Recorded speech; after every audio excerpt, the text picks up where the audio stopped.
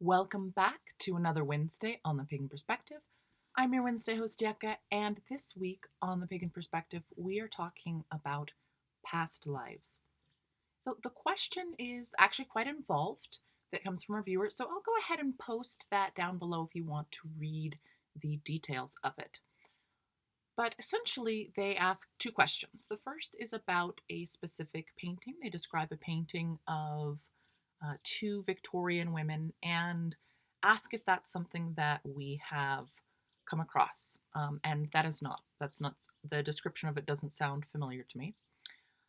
But it did come from the idea of talking about a past life regression in which there was a witch who painted intent into their paintings. And I haven't heard about that idea before, but I did like the idea of using paintings in that way as a way of creating art, creating a painting or a sculpture, something like that, as some spell work or intention work. I think that's quite a powerful idea and that could be very useful. I'm going to spend the rest of this video talking about the other topic which came up, and that is the idea of past lives. And they ask specifically about a personal experience I've had with it or hearing about other people's, but I'm not going to really answer that directly. I'm going to talk about past lives and my thoughts on that because past lives is something that some pagans believe in and other pagans don't. And I belong to the second group, where my views about death, my views about what um, what we are and whether we have a soul or what a soul is, um, I think would be helpful to describe in order to explain my thoughts around this.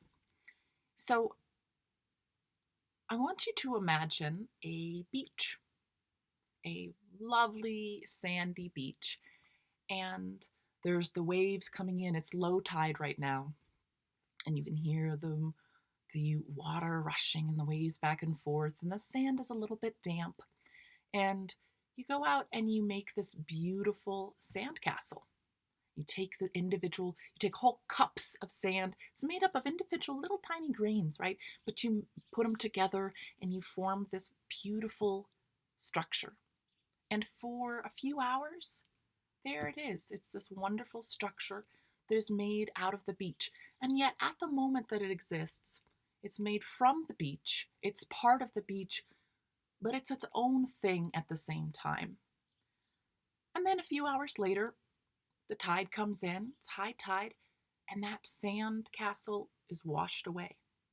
Now, all of those individual pieces of sand still exist, but they've now returned to the beach. Some of them are being um, carried back and forth in the waves, crashing up against the shore. Some of them have settled down to the bottom, and when the tide goes back down, they're dropped and left as part of the grains on the beach. And maybe the next day you come back and you make some other sand castles. But those sand castles are now their own thing, and they never will be the same. That same sand castle that you made yesterday is gone. It was a moment, and now it's passed on. All the materials, those pieces, get to be new sand castles, get to be beaches, get to be swallowed by a bird and be part of their digestive system. There's all these things. And so I think of us as living beings, organisms, kind of like those sandcastles, where we have our moment to be us. And then when we're done, the pieces that made us up return to the larger system. Those pieces aren't gone. The atoms that make us up, that made us up, they continue. They continue through the molecular cycles, whether that's the water cycle or the carbon cycle or whatever it is. They keep cycling through, and one day it'll return to being part of it's part of the galactic resource cycling. So there's all of this happening. But the sandcastle that was you, or the individual me, Yucca, gone. Now, with living things, it's a little bit more complex than just the individual grains because we're constantly switching out the elements that make us. And we're made up of billions or trillions of cells, of little smaller individual living things that are also switching out their parts. So we're actually more like we really truly are individual ecosystems rather than just an inanimate sandcastle.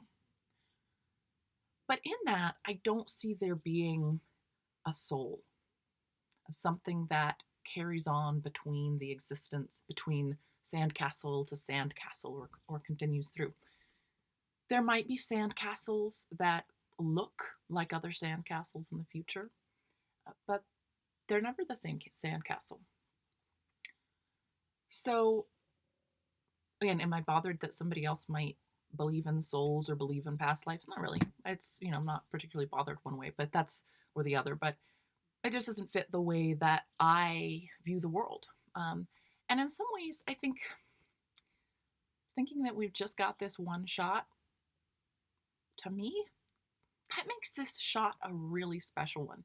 And the fact that we even exist to begin with is just so unlikely. So just amazingly unlikely that here we are. Um, that every little thing had to happen exactly the way it did for you to be able to even exist. That it wasn't one of the other, how many million sperm, just in your conception, how many million other sperms was it that one was the one that got to make half of you? And if it was a different one, you'd be a totally different person. If you'd even be you, it wouldn't be you. It would be your sibling, except you wouldn't be a you. Anyways, but that's just for that one time. And then you think about it all the way back through the millions and millions of organisms that take us back to Luca, and then who knows what was before that if there was an organism. So, anyways, that is my take on what we are in terms of being living things. So I don't subscribe to the idea that we have a soul and used to be somebody else. That doesn't mean though that I don't think that we can't feel like we have very strong connections or affiliations towards people in the past, towards particular types of experiences people had, towards different cultures, um, or that there isn't some way that we might be connecting in with memories or experiences that we don't yet have a way to describe um, scientifically.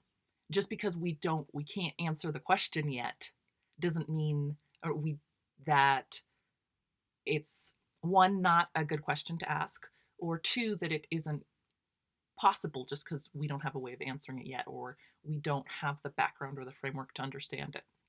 So I would always caution to not necessarily throw ideas out just because it doesn't fit with the standard orthodoxy or the standard dogma.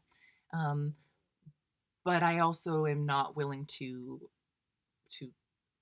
completely accept it. So there's a spot hanging out of willingness to question, willingness to keep that open, but not taking it at its full face value. So let me see if there were any other bits to include in here. I don't think so. So that's, we talk about death quite often. It's hard to talk about life without talking about death. So that's my take on it. And the idea of painting intent, sewing intent into one's artwork, I think is a really interesting, fascinating place to go with intention work and spell work. So I'd be really interested to see from any of you, the viewers, if that's something that is in your practice or something you've had experience with. Would love if you wanted to share that with us. So until next week, I hope you all have a fantastic week, that you're staying healthy and working on taking care of yourself. So take care.